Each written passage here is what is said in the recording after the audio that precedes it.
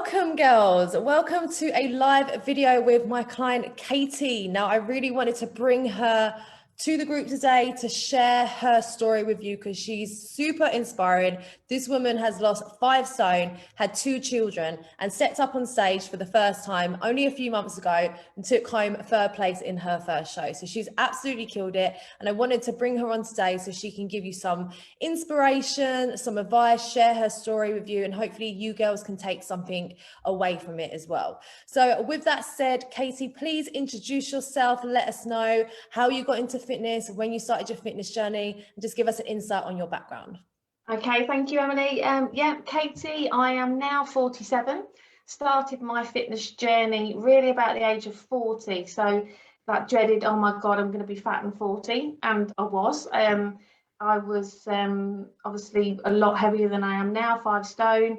Started with Slimming World. So I think it all started when I saw a picture of myself, and you know, you get that pinnacle point where you see a picture and you think, oh, I just don't want to look like that. So started Slimming World, lost probably 2 stone, and then started couch to 5K, started running, and then got in the gym and just, yeah, loved it. So with running, I lost a bit more weight. I think I got so that I lost another stone, but my shape wasn't really changing. And then I went in the gym, and then probably after sort of 6 months started to notice a real difference, and there was a difference in my shape rather than being like a skinny fat, if you like. Started to notice that things were toning up and feeling a lot better. So yeah, just really got into the gym then, and it's just completely got under my skin, and then lost all the weight, and but still wasn't completely satisfied. I was getting somewhere, but not quite where I wanted to be. And then started talking to a few people, following a few people in the industry. Obviously got introduced to you guys, and really wanted to do a fitness show. And yeah, managed to maintain and lose the weight, but just, I think working with you guys, we started to really understand food a lot better. Because, you know, with Slimming World, it was great, but it was about sins, and I wasn't eating certain things like sausages and random things like that. So, yeah, just a completely different relationship with food. So obviously, we worked together for probably a year before I started to think about competing. Well, I wanted to compete, but I think working during that time, we were able to understand, and you were able to understand through complete honesty and transparency about what was working, what wasn't working, and then all the mindset work that came with it, really, to keep that discipline going all the way through to help us when we went into showtime. 100%. So let's talk about what you just said when you first got into your fitness journey. So obviously you were probably someone who a lot of girls can relate to in the same position, who tried Weight Watchers, Slimming Well, you know, these kind of fad diets, which again can, if you do it long enough, can cause a negative relationship with food. So obviously when you come to us, the main goal was to improve that relationship. So shall we talk a little bit about that, about what your relationship was like when you first come? Like, how did you feel about food? You know, describe that kind of feeling of your mindset back then to what it is now. I think when I first realised that my relationship was like that with food is when you first set me my first plan, and you asked me what foods I liked, and I was like, well, I like Doritos, I like wine gums. And I got my plan from you guys, and there was some really good foods in there that was going to give me the right nutrition, but there was also Doritos and wine gums, and I was like, I can eat this. And it was just about following the plan, and after a couple of weeks of being on there, obviously I was getting results, but still eating foods that I enjoyed, and starting to look through some of the recipes that you guys had, like sausage ratatouille, which everybody knows probably in the group, that was a firm favourite then of mine, is because it was just sausage, this one. It's just off limits. So there's certain things that you just knew that you couldn't eat because it was just too many things. It would be chips, it would be cheese, it would be sausages, and it would be just like, no, you know, the connection was that they were a bad food rather than getting a balanced diet that included everything. And yeah, you can't eat constant amount of that stuff, and it's about having that balance of what's nutritious, what's delicious, what's both, what's going to fit in, and what's going to work within the macros that you've got. 100%. And for you as well, when you first started, the goal was to slowly build the calories up from being so low from these previous diets. So let's talk about that. How did you manage with that? Because for a lot of people, and especially you as well, really struggled at the beginning to kind of get your head around eating more food. And I know so many people relate to this because, you know, everyone's used to thinking that less is going to equal to more fat loss, when actually this isn't really the case, especially if you're under eating. So let's talk about that. Like, what was your experience like going through that? So I think it was the guidance really, because obviously when I first signed up with you, so there was a lot of talks through yourself and Ross where it was educating me into, because obviously I was at a point as well where I'd used all the tools in the box. I was never going to lose any weight I needed almost to reset. So, you know, if I was doing all the cardio and I was already on really low calories, then where did you have for me to go?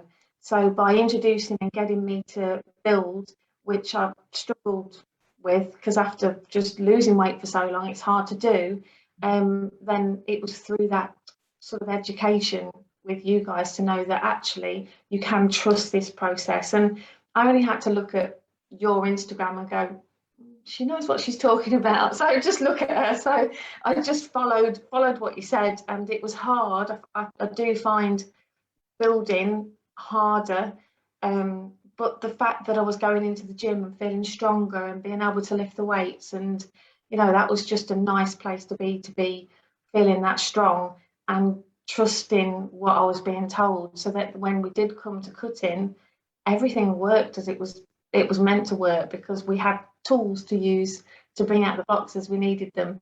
Exactly. And I think, you know, for a lot of people, even if you're not competing or you have a desire to compete, still trying to diet on very low calories at the beginning is always going to set yourself up to fail, because you need to be dieting on high calories to start with, because they're your starting calories, and then you need to get down to your end calories. For most people, they are starting on their end calories. They are starting in like 30-40% calorie deficits, which is crazy. And yeah, that's going to differ depending on the person and how much weight they have to lose, but really no one should be starting anything more than a 20% to 30% maximum deficit at the beginning. And obviously for someone like, you know, someone who doesn't have a lot of weight to lose, they don't have to go so aggressive. But for the majority of people that do, you know, this is the kind of problem we have. So people are starting on the end calories and they're completely struggling because they have no energy to even get through that dieting phase.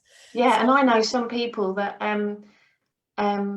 will be, you know, probably need to lose more than I did through prep, but they'll already be on less calories than what I was at my lowest point in prep.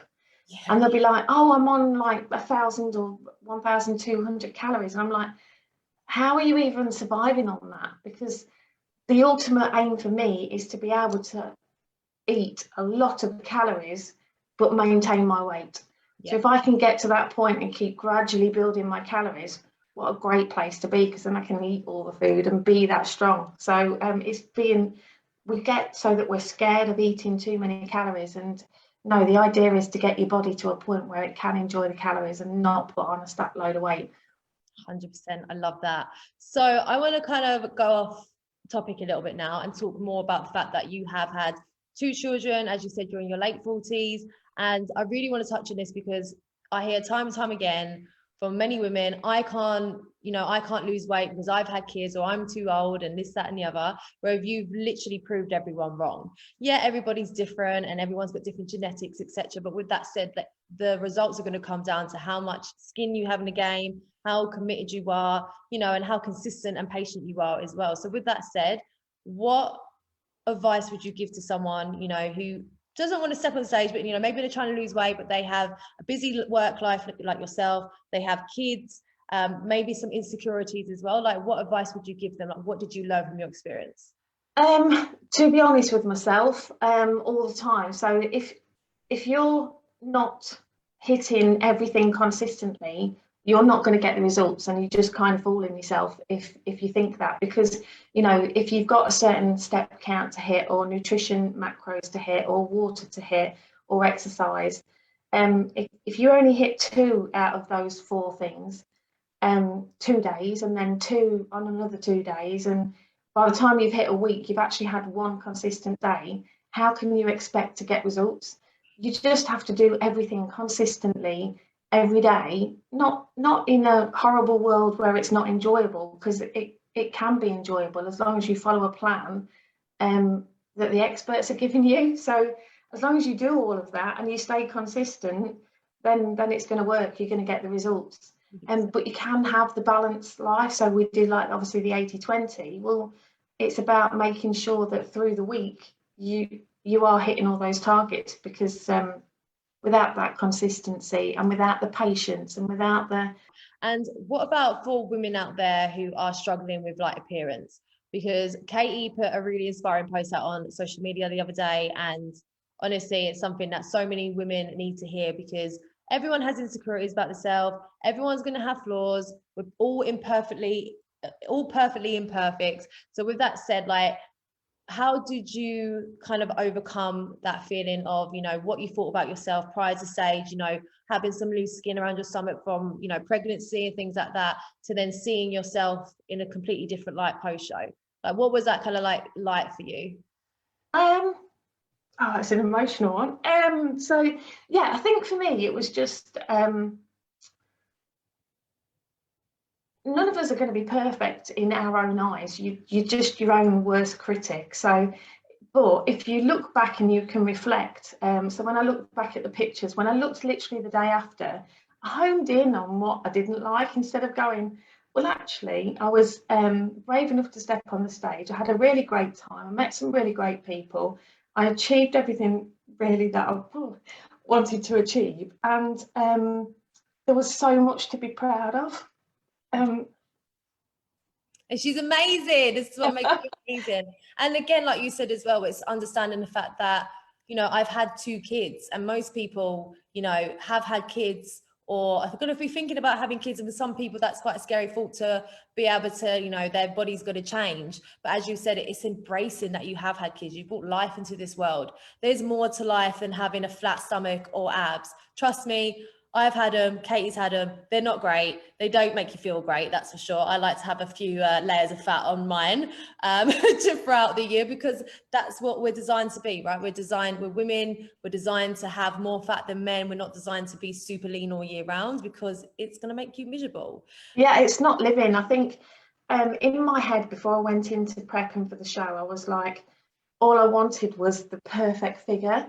But actually what prep taught me was that actually I'm not going to go out. I'm going to stop socializing with my friends. There's no balance when you're on prep. Yes, I really wanted to do it and I don't regret it, and I'll do it again. And I really loved it, but it's for a short spell. Obviously mine was 7 months instead of 18 weeks. It ended up being 27 because of COVID. But what it taught me was that it's not everything. It's not the be all and end all. And it's about a balanced life. And if I can achieve a balanced life with still looking how, you know, without maybe the shredded stomach, then... But still looking strong as fuck. Yeah, then I'm happy. Yeah. As long as the guns aren't going, then I'm good. Exactly. And I think that's the most important message here. As you said, everyone has a different vision of what their perfect body looks like. And usually when you get that, it's never what you expect. So like you just said there, it's all about the best body you can have is the one that you can maintain. And the best lifestyle you can have is the one that you can enjoy. There's no point in having a lifestyle that you can't actually live because you're so restricted and you have this all or nothing mindset approach. So you just said it perfectly. It's all about learning discipline, but knowing when to have a lot of discipline and not so much. Because if you want to have amazing results, you want to achieve this for the rest of your life, you don't need to be 100% all in. You just need to be a good 70, 80% most of the time. Would you agree? Yeah, definitely. And, you know, I don't want to not be able to sit down and have a pizza with the girls or a meal out with Darren. You know, it just needs to be a balance. And if that means that, you know, Sunday to Friday, I'm gonna, you know, stick to a plan and stick to my macros, but actually on Saturday night, I'm not even going to track something. I'm not even going to weigh anything.